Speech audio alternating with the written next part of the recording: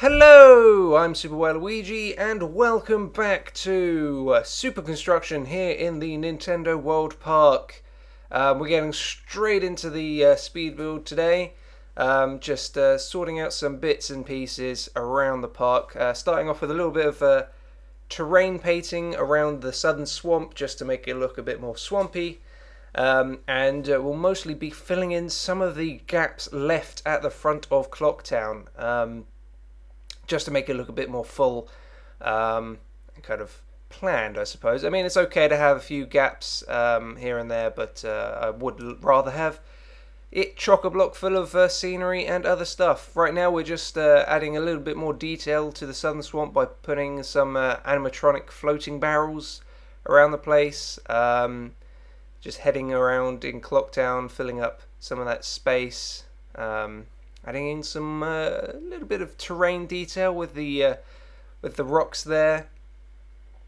But I think that's actually mainly it for Southern Swamp. I couldn't find any lily pads. So yeah, I think that's pretty much done. Yep, just going back into Clocktown around the pool area, filling up that space. I wanted to use kind of make different shapes for some of the buildings with the diagonal piece there, but then I realised there aren't any diagonal roof pieces that could fit on well there. Was thinking about using the square upper floor pieces there, but then that would just make a square building anyway, so there wasn't any point. So we're just going back to the conventional design, I suppose.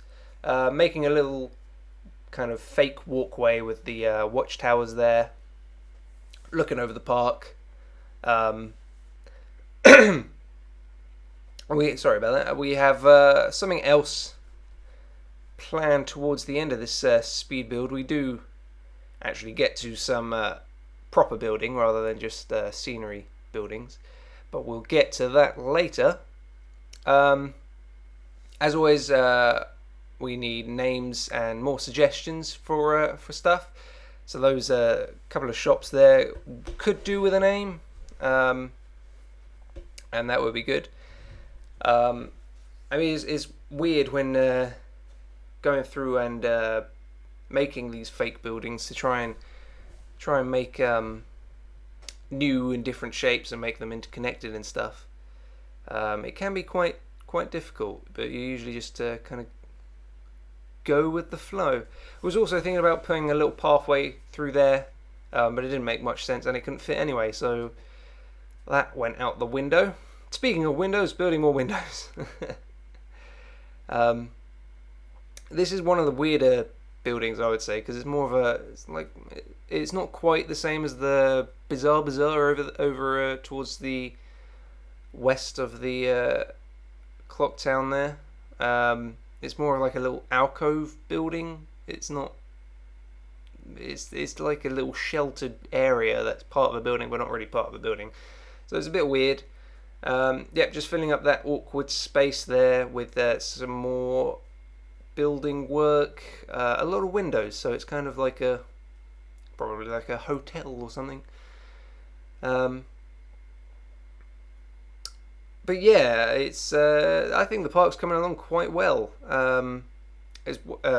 especially Clocktown at least, because of course we haven't made it to other areas just yet. But like I said in the previous episode, I think probably just a couple more on Clocktown for now, and then we'll move over to somewhere else, shake things up a bit, because I think there is a lot of space around the outside of the Clocktown walls as well, so we kind of want to fill those bits up as we go along as well. But I think once Clocktown's full to the brim of rides and scenery, then we can move over to somewhere else, and then we'll come back and probably finish it off later. Also need to think about how to do the entrance to the park with the giant Monita statue, because that's kind of a bit bare at the moment. Probably should have started at that place. It kind of needs to. I think it should be kind of generic, but exciting at the same time for park guests to come in. Don't know if there's any rides going to be there. But we're just moving on here, putting in some pots the classic Legend of Zelda staple of pot smashing. There's actually quite useful scenery items to put in because they're just a quarter tile large, and they can fit into small gaps, and it's pretty good. Right, we're moving on to the actual, well, I suppose it's a ride, the actual ride building of this episode. See if you can guess what it is from that long pool bit, or whatever it's called. Just working on some pathways to reach the pool. I'm not sure if I'm too happy with it. I might change it again because I wanted to make it symmetrical, and a nice little walkway across the lazy river. But it doesn't turn out too well, I don't think. Just shortening that first. I mean, it looks better on that side now, but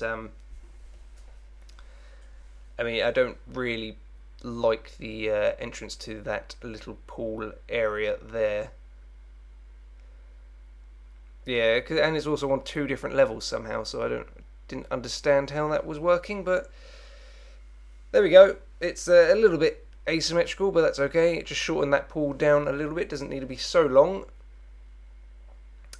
Getting in some of the extra bits on the side there. And then we are building a body slide. I think that's what it's called at least. Just a little slide to go down. Working backwards is actually quite good. Definitely helped to try and plan it out.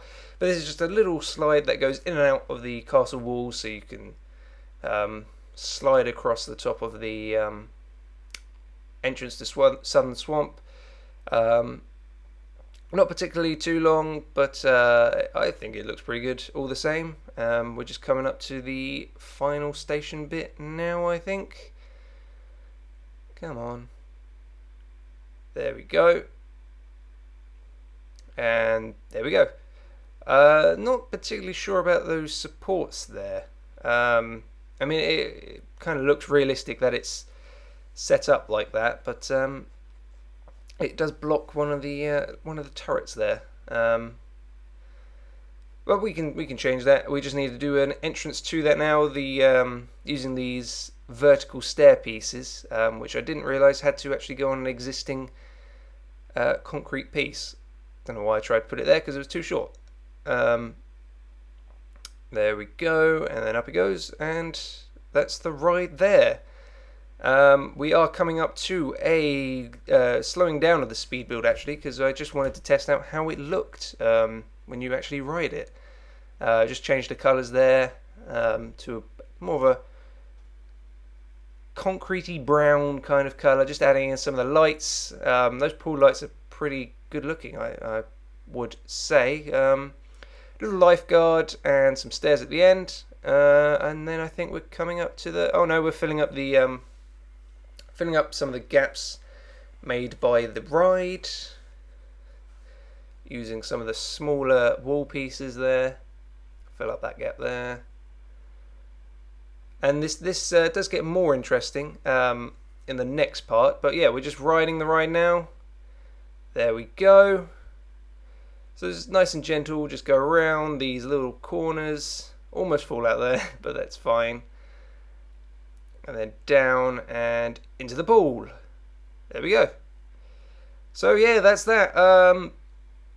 Keep suggesting things, and I will hopefully see you in the next part.